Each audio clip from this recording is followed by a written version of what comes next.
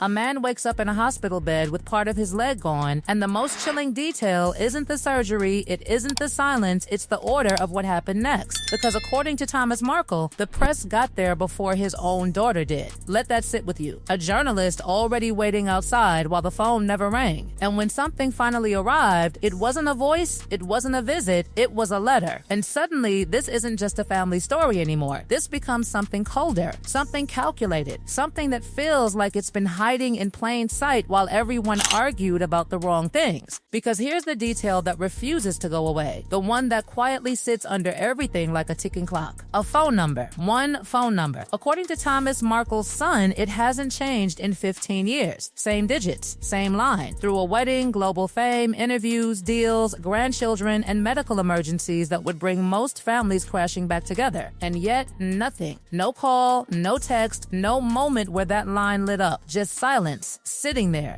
day after day. But here's where it gets uncomfortable. Because the silence is not the real story. The silence can be explained. It can be defended. And it should be. Because before anyone rushes to judgment, we have to rewind. We have to go back to what Thomas Markle actually was in this story before everything broke apart. This wasn't just a man who appeared when the cameras showed up. This was a lighting director, decades in American television, 2 Emmy Awards, a man who spent his entire career shaping how faces appear on screen, deciding who looks radiant, who looks flat, who gets seen properly. And then suddenly, in his own daughter's story, he disappears, almost erased, as if that part never existed. And yet, by multiple accounts, he was there at the beginning, paying for schooling, private education, acting classes, the auditions that nobody sees, the grind that builds something before the spotlight ever arrives. That part, nobody disputes it. Not even in earlier interviews when things were still warm. He was present. He was involved. He was part of the foundation. And then something shifted. The fracture didn't explode overnight. It tightened quietly until it snapped in the worst possible moment. Days before the wedding. A heart attack. A hospital bed. A father too unwell to stand, too unwell to walk his daughter down the aisle. And the world watched as in most estrangements, there's a clean break. Numbers change, blocks happen, walls go up. And once that wall exists, nobody has to make the decision again.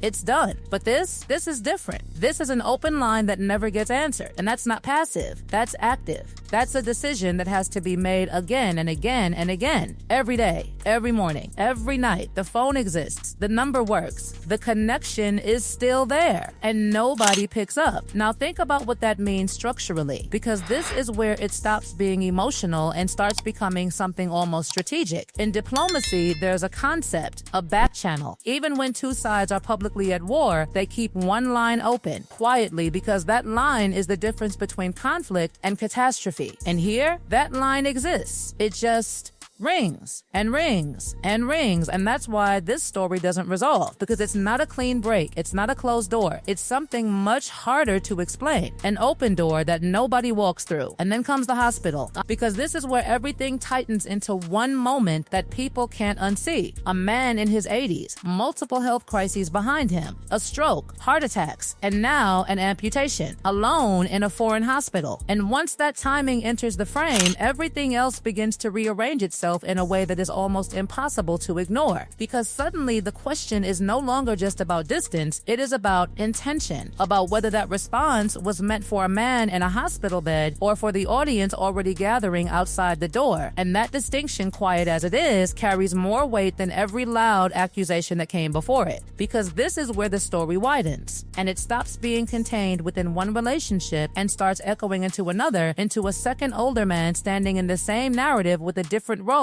but an eerily similar ending. And that man is Charles. And the sequence around Charles matters more than most people remember, because it has been buried under years of noise. And when you lay it out cleanly, step by step, the pattern begins to feel less like coincidence and more like something structural. Charles opened the doors. Charles allowed entry into an institution that does not automatically open itself. Charles granted a title. And in the exact moment when Thomas Markle could not stand, when Thomas Markle was physically absent from the most visible day in his daughter's daughter's life. Charles stepped forward and walked her down the aisle in front of the world, filling a gap that did not belong to him, doing it publicly, decisively, without hesitation, and that moment was framed as support, as care, as presence when it was needed most. And then, years later, when Charles himself faced something serious, something that shifted him from power into vulnerability, the flow did not reverse in the way people instinctively expect it to, because what returned was not sustained presence, not a mirrored gesture, but something smaller, something brief, something that felt, at least on the surface, incomplete. And that is where the comparison sharpens, not into a verdict, but into a question that refuses to settle. Because now you have two columns, two men, two moments of giving, and in both cases, when the roles reversed, when the moment demanded something back, what came did not match what had been given. And this is not about tallying favors or turning relationships into transactions. It is about noticing a symmetry that feels too precise to dismiss and too incomplete to fully explain. And that symmetry becomes even more uncomfortable when placed beside a public identity built almost entirely on compassion, on connection, on showing up for people in their most difficult moments. And that is where the contradiction starts to press in, not as a loud accusation, but as a quiet pressure point. Because if the public message is about care, about healing, about presence, then the private moments, the hardest ones, the ones that cannot be staged or edited or framed, become the place where that message is tested, whether fairly or not. And critics have seized on that gap, arguing that the message and the moments do not align, that the compassion being sold outward does not fully return inward. And whether that is true or not becomes almost secondary to the fact that the question exists and continues to grow. But even here, the story refuses to become simple, because the privacy argument complicates everything again. Because when Thomas Markle spoke publicly about a private letter, the response from Harry and Meghan framed that act as a violation, as something sacred being broken. And that framing carried weight. It justified distance, it justified legal action, it justified drawing a line between public and private life that would not be crossed. And yet in the years that followed, that same boundary appears to blur in a different direction, with private experiences becoming part of public storytelling, part of curated narratives, part of content designed for an audience. And that tension is real, but it is not unique, and that is the part that makes it harder to pin down, because many public figures walk that same line, deciding what to reveal and what to protect, what to share and what to keep. And the existence of that tension alone does not prove anything, but the scale of it here, the intensity of the legal defense set against the level of later disclosure, makes it sharper, makes it harder to ignore, makes it feel less like a universal condition and more like a specific contradiction that people cannot quite resolve. And then comes the absence that sits at the center of everything, the missing piece that prevents any final conclusion, because Meghan has never fully laid out her own version of why this relationship collapsed in the way it did. Not in detail, not in a way that addresses the sequence directly, and that absence matters, because it means every interpretation rests on one side of the story, one set of accounts, one perspective repeated across years. And while those accounts align in ways that are difficult to dismiss, they are still not the full picture, because there could be reasons that have never been spoken, events that never reach the public, patterns that change the meaning of everything when viewed from the inside. And without that missing context, the story remains suspended, balanced between what is visible and what is withheld, between what is said and what is never explained. And that is why it refuses to end cleanly, why it continues to pull people back into it, because it sits on 3 points that do not resolve: the consistency of the family accounts, the absence of any clear financial motive, and the visible distance between a public narrative of compassion and a private relationship frozen through moments that would normally break even the strongest walls. And when you return to where this all began, to that hospital room, to that sequence that started this entire unraveling, the detail that still lingers is not the silence, it is the response that followed it, the note that arrived after the press, the timing that feels just slightly off, just enough to create doubt, just enough to shift perception, just enough to leave the impression that something was managed rather than felt.